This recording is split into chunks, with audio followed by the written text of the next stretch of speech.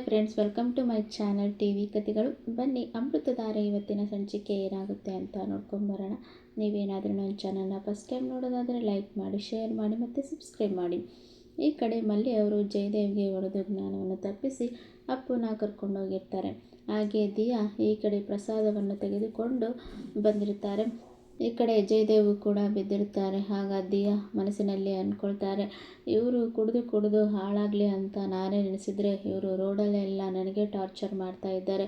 ಇವರಿಂದ ಆದಷ್ಟು ಬೇಗ ನಾನು ಎಲ್ಲ ಆಸ್ತಿಯನ್ನು ತೆಗೆದುಕೊಂಡು ದೂರ ಆಗಬೇಕು ಅಂತ ಹೇಳಿ ಇಲ್ಲಿ ದಿಯಾ ಅವರು ಯೋಚನೆ ಮಾಡ್ತಾ ಹಾಗೆ ಅಲ್ಲಿ ಇರುವ ಇಬ್ಬರು ವ್ಯಕ್ತಿಗಳಿಂದ ಅವರನ್ನು ಎತ್ತಿಸಿ ಕಾರಲ್ಲಿ ಹಾಕಿಸ್ತಾರೆ. ಹಾಗೆ ಈ ಕಡೆ ದಿಯಾ ಅಲ್ಲಿಂದ ದೇವಸ್ಥಾನದಿಂದ ಮನೆಗೆ ಬರ್ತಾರೆ. ಆಗ ಈ ಕಡೆ ಲಕ್ಷ್ಮೀಕಾಂತು ಶಾಕುಂತಲ ಅವರು ಕೂಡ ಕೂತಿರ್ತಾರೆ. ಆಗ ಲಕ್ಷ್ಮೀಕಾಂತು ಏನಾಯ್ತಮ್ಮ ದಿಯಾ, ಏನಾಯಿತು ಅಂತ ಇಲ್ಲಿ ಕೇಳ್ತಾರೆ. ಆಗ ಶಾಕುಂತಲ ಅವರು ಕೂಡ ಏನಾಯ್ತು ದಿಯಾ ಅಂತ ಕೇಳ್ತಾರೆ.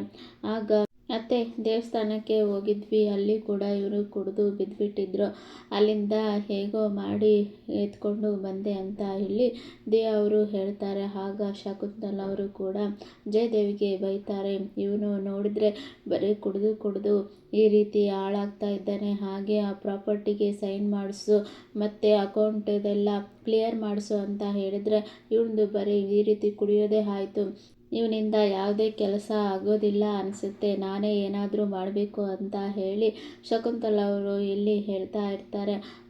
ಹಾಗೆ ಲಕ್ಷ್ಮೀಕಾಂತ್ ಕೂಡ ಹೌದಮ್ಮ, ಇವನಿಂದ ಏನೂ ಆಗೋದಿಲ್ಲ, ಇವನು ಜಾಸ್ತಿ ಕುಡಿಯೋದೇ ಆಯಿತು, ನೀನೇ ಏನಾದರೂ ಪ್ಲ್ಯಾನ್ ಮಾಡಬೇಕು ಅಂತ ಹೇಳಿ ಲಕ್ಷ್ಮೀಕಾಂತ್ ಇಲ್ಲಿ ಹೇಳ್ತಾ ಇರ್ತಾರೆ. ಹಾಗೆ ಮನಸ್ಸಿನಲ್ಲಿ ಅಂದ್ಕೊಳ್ತಾರೆ, ನೀವು ಎಷ್ಟೇ ಪ್ಲ್ಯಾನ್ ಮಾಡಿದ್ರು, ನೀವು ಏನೇ ಮಾಡಿದ್ರು ಏನೂ ವರ್ಕ್ ಆಗೋದಿಲ್ಲ, ಯಾಕೆಂದರೆ ನೀವು ಮಾಡಿದ ಪಾಪದ ಕೊಡ ಈಗ ತುಂಬ್ತಾ ಬರ್ತಾ ಇದೆ.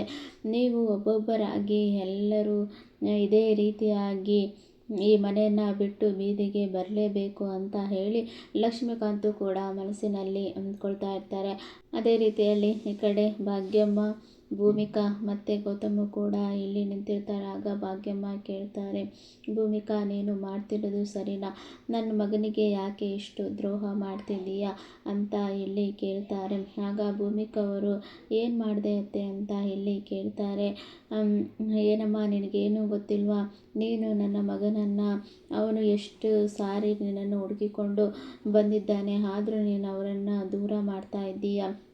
ಅವನು ನಿನ್ನ ಪ್ರೀತಿ ಬಯಸಿ ಬಂದಷ್ಟು ನೀನು ಅವನನ್ನು ಯಾಕೆ ದೂರ ಮಾಡ್ತಿದ್ದೀಯಾ ಅಂತ ಇಲ್ಲಿ ಕೇಳ್ತಾರೆ.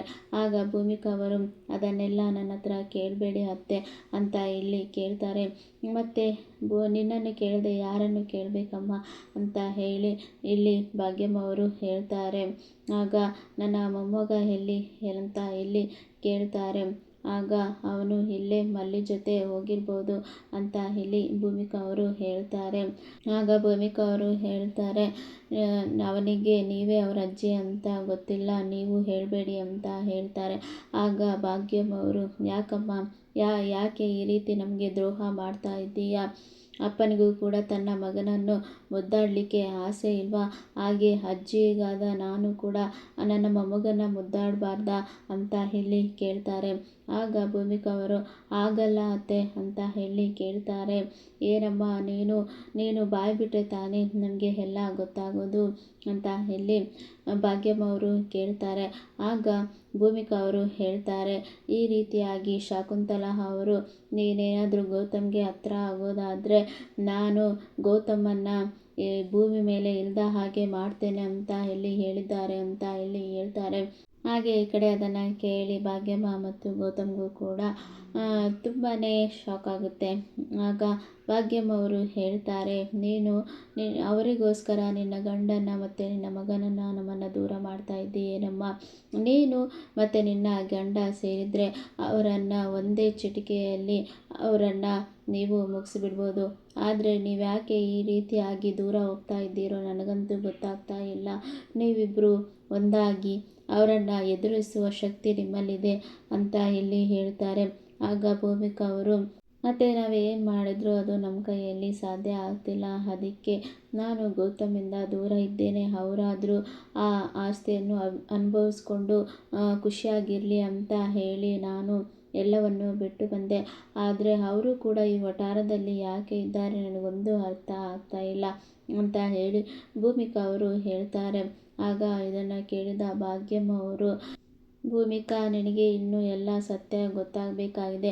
ನೀನು ಏನು ಸತ್ಯ ತಿಳ್ಕೊಳ್ಳದೆ ನೀನು ಅವರನ್ನು ದೂರ ಮಾಡೋದು ತಪ್ಪಮ್ಮ. ಹಾಗೆ ನನ್ನ ಮೊಮ್ಮಗನ ನಾನು ನೋಡಬೇಕು, ಎಲ್ಲಿದ್ದಾನೆ ಅಂತ ಇಲ್ಲಿ ಕೇಳ್ತಾರೆ. ಆಗ ಅದೇ ಸಮಯಕ್ಕೆ ಅಲ್ಲಿ ಅಪ್ಪು ಮತ್ತು ಮಲ್ಲಿ ಕೂಡ ಬರ್ತಾರೆ. ಆಗ ಭಾಗ್ಯಮ್ಮವರು ಓಡೋಗಿ ಅಪ್ಪುವನ್ನು ತಪ್ಪಿಕೊಂಡು ಮುದ್ದಾಡ್ತಾ ಇರ್ತಾರೆ. ಹಾಗೆ ಎಷ್ಟು ಮುದ್ದಾಗಿದ್ದಾನೆ ಅಂತ ಹೇಳಿ ಇಲ್ಲಿ ಹೇಳ್ತಾ ಇರ್ತಾರೆ. ಆಗ ಅಪ್ಪು ಕೂಡ ಕೇಳ್ತಾರೆ, ಅಜ್ಜಿ ನೀವು ಯಾರಜ್ಜಿ ಅಂತ ಹೇಳಿ ಕೇಳ್ತಾರೆ. ಆಗ ಭಾಗ್ಯಮ್ಮ ಅವರು ಕೂಡ, ನಾನು ಕಣಪ್ಪ ನಿಮ್ಮ ಅಜ್ಜಿ ಅಂತ ಹೇಳಿ ಹೇಳ್ತಾರೆ. ಆಗ ಅಪ್ಪು ಕೂಡ, ನೀವೇ ನಮ್ಮ ಅಜ್ಜಿ, ಮತ್ತು ಇಷ್ಟು ದಿವಸ ಎಲ್ಲಿದ್ರಿ ಅಂತ ಇಲ್ಲಿ ಕೇಳ್ತಾರೆ. ನಾನು ದೂರದ ಊರಿನಲ್ಲಿದ್ದೆ, ಈಗ ನಿಮ್ಮನ್ನು ನೋಡಬೇಕು ಅಂತ ಅನ್ನಿಸ್ತು, ಅದಕ್ಕೆ ಇಲ್ಲಿಗೆ ಬಂದೆ. ಅಜ್ಜಿ ನೀವೇ ಯಾಕೆ ನಮ್ಮನ್ನು ಬಿಟ್ಟು ಹೋದ್ರಿ, ನೀವು ಇಲ್ಲೇ ಇರ್ಬೋದಲ್ಲ ನಮ್ಮ ಜೊತೆಯಲ್ಲಿ ಅಂತ ಹೇಳಿ ಅಪ್ಪು ಕೂಡ ಇಲ್ಲಿ ಹೇಳ್ತಾನೆ. ಆಗ ಭಾಗ್ಯಮ್ಮ ಅವರು, ಹೌದು ಕಂದ, ನಿಮ್ಮನ್ನು ಬಿಟ್ಟು ನಾನು ಇನ್ಮೇಲೆ ಎಲ್ಲಿಗೂ ಹೋಗೋದಿಲ್ಲ, ನಿಮ್ಮ ಜೊತೆಯಲ್ಲೇ ಇರ್ತೇನೆ ಅಂತ ಹೇಳಿ ಇಲ್ಲಿ ಭಾಗ್ಯಮ್ಮ ಅವರು ಇಲ್ಲಿ ಹೇಳ್ತಾರೆ. ಆಗ ಅಪ್ಪು ಕೂಡ, ಅಮ್ಮ ಅಜ್ಜಿನ ಮನೆಗೆ ಕರ್ಕೊಂಡು ಹೋಗೋಣ ಅಂತ ಇಲ್ಲಿ ಹೇಳ್ತಾರೆ. ಆಗ ಭೂಮಿಕಾ, ಹೌದು ಕಂದ, ಕರ್ಕೊಂಡು ಹೋಗೋಣ ಅಂತ ಇಲ್ಲಿ ಹೇಳ್ತಾರೆ. ಅತ್ತೆ ಬನ್ನಿ ಮನೆಗೆ ಹೋಗೋಣ ಅಂತ ಇಲ್ಲಿ ಭೂಮಿಕಾ ಅವರು ಹೇಳ್ತಾರೆ. ಆಗ ಭಾಗ್ಯಮ್ಮ ಅವರು, ಇಲ್ಲ, ನನಗೆ ಮನೆಗೆ ಬರೋದಿಲ್ಲ, ನೀನು ನನಗೆ ಒಂದು ವಿಷಯನ ಕ್ಲಿಯರ್ ಮಾಡೋವರೆಗೂ ನಾನು ಮನೆಗೆ ಬರೋದಿಲ್ಲ ಅಂತ ಇಲ್ಲಿ ಹೇಳ್ತಾರೆ. ಆಗ ನೀನು ಅಪ್ಪ ಮಗನ ಈ ರೀತಿ ದೂರ ಮಾಡಿದ್ರೆ ನನಗೆ ನೋಡಿಕೊಂಡು ಇರೋಕ್ಕೆ ಆಗೋದಿಲ್ಲ ಅಂತ ಇಲ್ಲಿ ಹೇಳ್ತಾರೆ. ಆಗ ಭೂಮಿಕಾ ಅವರು, ಅತ್ತೆ ಬನ್ನಿ ಮನೆಗೆ ಹೋಗಿ ಮಾತಾಡೋಣ ಅಂತ ಹೇಳ್ತಾರೆ. ಇಲ್ಲ ಭೂಮಿಕಾ, ಏನೇ ಇದ್ದರೂ ದೇವರ ಸನ್ನಿಧಾನದಲ್ಲೇ ಎಲ್ಲ ಕ್ಲಿಯರ್ ಆಗಬೇಕು ಅಂತ ಹೇಳಿ ಇಲ್ಲಿ ಭಾಗ್ಯಮ್ಮ ಅವರು ಕೂಡ ಇಲ್ಲಿ ಹೇಳ್ತಾರೆ. ಆಗ ಈ ಕಡೆ ಭಾಗ್ಯಮ್ಮ ಅವರು, ನಿಮಗೆ ಒಂದು ಸತ್ಯನ ಹೇಳಬೇಕಾಗಿದೆ. ನಿಮಗೆ ಮತ್ತು ಗೌತಮ್ ಅವರಿಗೆ ಎಲ್ಲ ತೊಂದರೆ ಪಡಿಸ್ತಿರುವ ಶಕುಂತಲಾ, ಜಯದೇವು ಯಾವ ರೀತಿಯಲ್ಲಿ ನಿಮ್ಮನ್ನು ಹೊರಗಡೆ ಹಾಕಿದ್ರು ಮತ್ತು ನಿಮಗೆ ಯಾವ ರೀತಿ ಬೆದರಿಕೆ ಹಾಕಿದ್ರು ನನಗೆ ಎಲ್ಲ ಗೊತ್ತಿದೆ. ಆದರೂ ಕೂಡ ನಾನು ಸುಮ್ಮನೆ ಇದ್ದೇನೆ, ಮತ್ತು ನನಗೆ ಬಾಯಿ ಬರದ ಹಾಗೆ ಮಾಡಿದ್ದು ಅವರೇ. ಈಗ ದೇವರು ನನ್ನನ್ನು ನಿಮ್ಮನ್ನು ಒಟ್ಟು ಮಾಡಲಿಕ್ಕೆ ಅಂತ ಈ ಬಾಯನ್ನು ಕೊಟ್ಟಿದ್ದಾನೆ. ಯಾವುದೇ ಕಾರಣಕ್ಕೂ ನೀವು ಈ ರೀತಿ ದೂರ ಆಗೋದು ನೋಡಿಕೊಂಡು ನನಗೆ ಇರೋಕ್ಕೆ ಆಗೋದಿಲ್ಲ. ನೀವಿಬ್ಬರು ಒಂದಾಗಲೇಬೇಕು, ಮತ್ತು ಆ ಜಯದೇವ್ ಮತ್ತು ಶಕುಂತಲನ ಅವರನ್ನು ಹೊರಗಡೆ ಹಾಕಲೇಬೇಕು ಅಂತ, ಈ ತಂದೆ ಮಗ ಒಂದಾಗಲೇಬೇಕು ಅಂತ ಹೇಳ್ತಾರೆ. ಆಗ ಅಪ್ಪು ಕೂಡ, ತಂದೆನ ಅಜ್ಜಿ, ಯಾರು ನಮ್ಮ ತಂದೆ ಅಂತ ಇಲ್ಲಿ ಕೇಳ್ತಾರೆ ಅಪ್ಪು. ಆಗ ನಿಮ್ಮ ತಂದೆ ಅಲ್ಲೇ ನಿಂತಿದ್ದಾರಲ್ಲಪ್ಪ ಗೌತಮ್ ಸರ್, ಅವರೇ ನಿಮ್ಮ ತಂದೆ ಅಂತ ಇಲ್ಲಿ ಹೇಳ್ತಾರೆ. ಆಗ ಅಪ್ಪುಗೆ ತುಂಬಾ ಖುಷಿಯಾಗುತ್ತೆ. ಪಾಪ ಅಂತ ಹೇಳಿ ಓಡೋಗಿ ಗೌತಮನ ತಪ್ಕೊಳ್ತಾರೆ. ಇಷ್ಟು ದಿವಸ ಕಾಲ ನನಗೆ ಯಾಕೆ ಹೇಳಿಲ್ಲ ಪಾಪ, ಅಮ್ಮನೂ ಹೇಳಿಲ್ಲ, ನೀವು ಹೇಳಿಲ್ಲ, ನನಗೆ ತುಂಬಾ ಮೋಸ ಮಾಡಿಬಿಟ್ರಿ ನೀವು ಅಂತ ಹೇಳಿ ಇಲ್ಲಿ ಅಪ್ಪು ಕೂಡ ಇಲ್ಲಿ ಹೇಳ್ತಾ ಇರ್ತಾರೆ. ಹಾಗೆ ಈ ಕಡೆ ಗೌತಮ್ ಕೂಡ ತನ್ನ ಮಗನನ್ನು ತಪ್ಪಿಕೊಂಡು ಮುದ್ದಾಡ್ತಾ ಇರ್ತಾರೆ. ಹಾಗೆ ಮುತ್ತನ್ನು ಕೂಡ ಕೊಡ್ತಾ ಇರ್ತಾರೆ. ಹಾಗೆ ಈ ಕಡೆ ಭಾಗ್ಯಮ್ಮ ಅವರಿಬ್ಬರನ್ನ ನೋಡಿ ತುಂಬಾ ಖುಷಿ ಪಡ್ತಾ ಇರ್ತಾರೆ. ನೋಡು ಭೂಮಿಕಾ, ಅಂತ ತಂದೆ ಮಗನ ನೀನು ದೂರ ಮಾಡಲಿಕ್ಕೆ ನಿನಗೆ ಹೇಗಾದರೂ ಮನಸ್ಸು ಬಂತು ಅಂತ ಹೇಳಿ ಭಾಗ್ಯಮ್ಮ ಅವರು ಇಲ್ಲಿ ಭೂಮಿಕನ್ನ ಕೇಳ್ತಾ ಇರ್ತಾರೆ. ಆಗ ಭೂಮಿಕಾ ಅವರು, ಅತ್ತೆ ನನ್ನನ್ನು ಕ್ಷಮಿಸಿಬಿಡಿ ಅಂತ ಇಲ್ಲಿ ಹೇಳ್ತಾರೆ. ಹಾಗೆ ಈ ಕಡೆ ಮಲ್ಲಿ ಕೂಡ ತುಂಬಾ ಖುಷಿ ಪಡ್ತಾರೆ. ತಂದೆ ಮಗ ಒಂದಾಗಿರೋದು ತುಂಬಾ ಖುಷಿ ಆಯಿತು ಅಂತ ಹೇಳಿ ತುಂಬ ಖುಷಿಯಲ್ಲಿ ಇರ್ತಾರೆ. ಹಾಗೆ ಈ ಕಡೆ ಜಯದೇವ್ ಕೂಡ ಎದ್ದು ಬಂದಿರ್ತಾರೆ. ಆಗ ನನಗೆ ರಾತ್ರಿ ಏನಾಯಿತು, ತಲೆಗೆ ಯಾರೋ ಹೊಡೆದಂಗೆ ಆಯ್ತಲ್ಲ ಅಂತ ಹೇಳಿ ಕೂತ್ಕೊಂಡಿರ್ತಾರೆ. ಆಗ ದಿಯಾ ಕೂಡ ಅಲ್ಲಿಗೆ ಬರ್ತಾರೆ. ಬೇಬಿ, ನಾವು ದೇವಸ್ಥಾನಕ್ಕೆ ಹೋಗಿದ್ವಲ್ಲ, ಅಲ್ಲೇನಾದರೂ ಆಯಿತಾ ಅಂತ ಇಲ್ಲಿ ಕೇಳ್ತಾರೆ. ಆಗ ದಿಯಾ ಕೂಡ, ಹೌದು, ನೀವು ಚೆನ್ನಾಗಿ ಕುಡಿದು ಅಲ್ಲಿ ಮಲಗಿಬಿಟ್ಟಿದ್ರಿ, ನಾನು ಆವಾಗ ಅಲ್ಲಿಬ್ಬರನ್ನ ಸೇರಿಸಿ ಎತ್ಕೊಂಡು ಬಂದೆ ಅಂತ ಇಲ್ಲಿ ಹೇಳ್ತಾರೆ. ಇಲ್ಲ ಬೇಬಿ, ನನಗೆ ತಲೆಗೆ ಯಾರೋ ಹೊಡೆದಂಗಾಯಿತು, ಅದಕ್ಕೆ ನಾನು ಬಿದ್ದೆ ಅಂತ ಇಲ್ಲಿ ಹೇಳ್ತಾರೆ. ಹೌದಾ ಅಂತ ಇಲ್ಲಿ ನನಗೇನು ಗೊತ್ತಿಲ್ಲ ಅಂತ ಇಲ್ಲಿ ಹೇಳ್ತಾರೆ.